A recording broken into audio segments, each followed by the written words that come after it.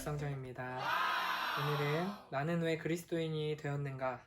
라는 책을 함께 읽어보도록 하겠습니다. 이 책은 최근에 개정판이 나오면서 제목이 조금 달라졌는데요. 나는 왜 그리스도인인가?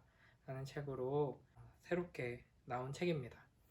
이 책을 쓴 존 스토트 목사님은 20세기 최고의 설교가 중에 한 사람이고, 이제 현대 기독교 지성 하면은 가장 대표적으로 떠올릴 수 있는 신학자이기도 합니다. 이 책뿐만 아니라 제일 유명한 건 기독교의 기본 진리라는 책이 있고요. 또 현대를 사는 그리스도인, 사도행전 강해, 로마서 강해 등 좋은 책들을 많이 쓰신 분입니다. 우리가 오늘 읽은 나는 왜 그리스도인이 되었는가? 이 책은 1927년에 영국의 철학자인 버트란트 러셀이 나는 왜 그리스도인이 아닌가? 라는 제목의 연설을 하고 그 내용을 가지고 에세이집을 내서 이슈가 되었습니다. 이에 반응하여서 나온 책이 바로 이 책이라고 할 수 있겠습니다.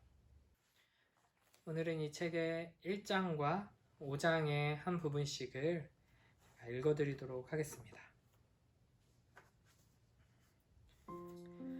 제가 그리스도인이 된 이유는 궁극적으로 제 부모나 스승의 영향도 아니고 그리스도에 대한 저 자신의 결단 때문인 것도 아니며 바로 천국의 사냥개 때문입니다.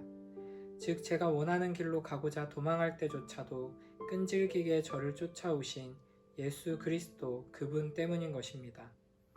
그리고 천국의 사냥개이신 그분이 은혜롭게도 저를 추적하지 않으셨다면 오늘날 저는 헛되고 버림받은 인생들의 쓰레기 더미 위에 놓여 있었을 것입니다. 천국의 사냥개. 매우 인상적인 이 표현은 프랜시스 톰슨이 만들어냈습니다. 모펫 고트리는 그의 책 이 대단한 연인에서 그에 대한 이야기와 그의 시를 해설해서 싣고 있습니다. 프랜시스 톰슨은 사랑받지 못하고 외로운 유년기를 보냈으며 로마 가톨릭 신부가 되는 데에도 아버지를 이어 의사가 되는 데에도 그리고 군인이 되는 데에도 연이어 실패했습니다. 어떤 그리스도인 부부가 그의 시적 재능을 알아보고 그를 도와줄 때까지 그는 런던 거리를 방황하며 지냈습니다. 이 시기 내내 그는 무언가를 쫓는 자신과 무엇에 쫓기는 자신 모두를 인식하고 있었고 천국의 사냥개라는 시에서 그것을 설득력 있게 잘 표현했습니다. 그 시는 이렇게 시작됩니다. 나는 그에게서 도망쳤네. 밤에도 그리고 낮에도 나는 그에게서 도망쳤네. 수많은 세월 동안을 나는 그에게서 도망쳤네. 내 마음속 미궁 같은 길로 그리고 슬픔 속에서도 나는 숨었네. 겉으로는 연이어 웃으면서도 희망에 부풀어 오르다가도 두려움의 골짜기 거대한 우물 속으로 곤두박질 쳐 버렸네. 나를 따라오는 추적해오는 그 힘찬 발소리로부터 그러나 서두르지 않고 흐트러지지 않는 걸음걸이 일부러 속도를 내며 장엄한 긴박함으로 두드린다. 그리고 한 목소리가 두드린다. 발소리보다 더 긴박하게 내가 나를 배반하기에 모든 것이 너를 배반한다. 고트리는 처음에 이 시를 읽었을 때는 시의 제목 천국의 사냥개가 불쾌했습니다. 하나님을 사냥개에 비유하는 것이 적합하단 말인가? 하고 그는 스스로에게 물었습니다. 그러나 나쁜 사냥개뿐만 아니라 좋은 사냥개도 있다는 사실을 깨닫게 되었는데 그 중에서도 특히 스코틀랜드 북부에서 서식하며 잃어버린 양을 찾아다니는 콜리는 감탄할 만한 사냥개였습니다. 또한 양을 찾아다니는 양치기계에 관한 주제는 신구약 성경 모두에 나온다는 사실도 깨달았습니다. 시편 23편의 마지막 절은 이렇게 끝납니다. 진실로 주님의 선하심과 인자하심이 내가 사는 날 동안 나를 따르리니 나는 주의 집에서 영원토록 살겠습니다. 고트리는 여기서 따르다라고 다소 약하게 번역된 히브리어를 좀 더 의미가 강한 말로 바꾸어야 한다고 지적합니다. 예를 들면 선하심과 인자하심이 내가 사는 날 동안 나를 추적하고 붙어다니며 괴롭게 하고 내 걸음 하나하나를 미행하리니로 말입니다. 그것은 끈질기지만 목적이 분명하고 자애롭지만 무자비한 추적입니다. 그리고 예수님 자신도 목자의 비유를 사용하셨습니다. 그래서 예수께서는 그들에게 이 비유를 말씀하셨다. 너희 가운데서 어떤 사람이 양 100마리를 가지고 있는데 그 가운데서 한 마리를 잃으면 99마리를 들에 두고 그 잃은 양을 찾을 때까지 찾아다니지 않겠느냐? 찾으면 기뻐하며 자기 어깨에 메고 집으로 돌아와서 벗과 이웃 사람을 불러 모으고 나와 함께 기뻐해 주십시오. 잃었던 내 양을 찾았습니다. 하고 말할 것이다. 내가 너희에게 말한다. 이와 같이 하늘에서는 회개할 필요가 없는 의인 99보다 회개하는 죄인 한 사람을 두고 기뻐할 것이다. 고트리는 톰슨의 시를 5연으로 나누고 있습니다. 첫 번째 연을 그는 영혼의 도망이라 부릅니다. 왜냐하면 시인이 스스로를 제자도의 요구에서 도망치는 자로 보기 때문입니다. 두 번째 연은 영혼의 추구인데 이 영혼은 여기저기에서 만족을 구하지만 결코 얻지 못합니다. 세 번째 연에는 영혼의 난국이라는 제목을 붙이는데 시인이 하나님 없는 인생은 의미가 없음을 발견하기 때문입니다. 네 번째 연, 영혼의 체포에서 시인은 드디어 그리스도의 사랑에 굴복합니다. 그리스도는 그에게 이렇게 말씀하십니다. 가여워라 너는 알지 못하는도다. 내가 얼마나 사랑받을 만하지 못한 존재인지 너처럼 비천한 자를 사랑할 이 누가 있으랴. 나 오직 나 외에는. 이 추적이 드디어 끝날 때까지 매 연에서 우리는 이 대단한 연인의 발소리를 듣습니다. 내가 내게서 가지고 간 모든 것은 너를 해롭게 하려는 것이 아니라 내가 그것을 내 품에서 찾게 하려는 것이라. 일어나라, 내 손을 잡아라, 그리고 내게로 오라. 프랜시스 톰슨은 모든 그리스도인의 경험을 표현한 것입니다. 제 삶도 마찬가지였습니다. 우리가 그리스도를 사랑한다면 그것은 그분이 먼저 우리를 사랑하셨기 때문입니다. 우리가 만약 그리스도인이라면 그것은 우리가 그리스도를 믿기로 결단했기 때문이 아니라 그리스도가 우리를 사랑하기로 결심하셨기 때문입니다. 바로 이 대단한 연인의 추적 때문인 것입니다.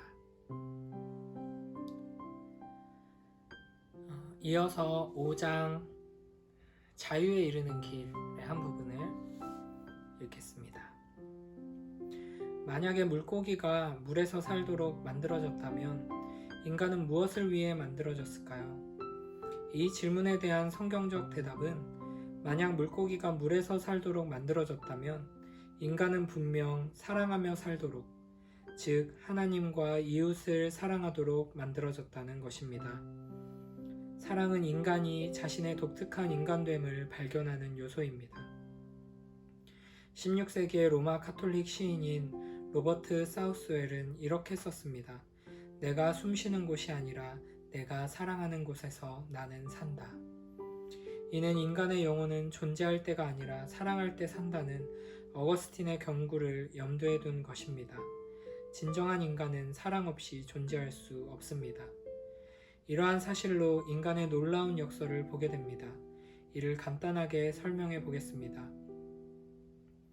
진정한 자유는 하나님이 나를 만드시고 의도하셨던 원래의 진정한 나 자신이 되는 자유입니다. 그런데 하나님은 나를 사랑을 위해 만드셨고 이 사랑은 주는 것, 곧 자기 자신을 주는 것입니다.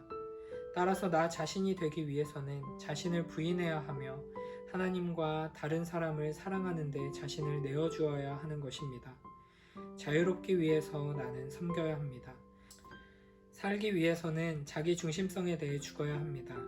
나를 찾기 위해서 사랑함으로 나를 잃어버려야 합니다. 미켈란젤로가 이러한 진리를 다음과 같이 아름답게 표현한 것을 어딘가에서 읽은 적이 있습니다. 내가 당신의 것일 때 나는 비로소 완전한 나 자신이 됩니다. 내가 당신의 것이기 전에는 나 자신이 아니기 때문입니다. 따라서 자유는 대부분의 사람들이 생각하는 것과는 정반대입니다. 헬싱키 대학에 다니는 핀란드인 학생이 저에게 이렇게 말한 기억이 납니다. 내가 하나님과 다른 사람에 대한 책임에서 자유로울 수만 있다면 나 자신을 위해서 살 수 있을 텐데 말입니다. 그러면 자유롭겠지요. 그러나 진정한 자유는 그 반대입니다. 나의 어리석은 자아에 대한 집착에서 해방되어 하나님과 이웃을 자유롭게 사랑하는 것이 자유입니다. 예수님 자신이 이와 같은 자유의 근본적 역설을 가르치셨습니다. 예수님은 이렇게 말씀하셨습니다.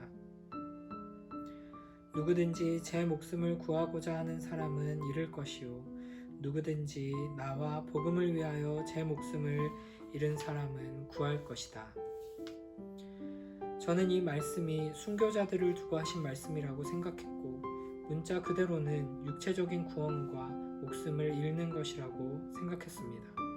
그러나 성경에서 목숨이라고 번역하는 헬라어는 프시케인데 여러 문맥에서 자아라고 보는 것이 가장 좋습니다. 혹은 죄기대명사 너 자신을 대신해서 쓸 수도 있습니다. 예수님의 경고를 현대어로 표현한다면 다음과 같이 번역할 수 있을 것입니다. 내가 만약 너 자신에게 집착하고 너 자신을 위해서 살기를 고집하고 너 자신을 놓아주려 하지 않는다면 너는 너를 잃게 될 것이다. 그러나 만약 내가 너 자신을 잃어버리고 하나님과 내 동료 인간들을 사랑하는데 너 자신을 내어줄 준비가 되어 있다면 완전하게 포기하는 그 순간 내가 모든 것을 잃어버렸다고 생각하는 바로 그 순간에 기적이 일어나 너는 너 자신을 찾게 될 것이다.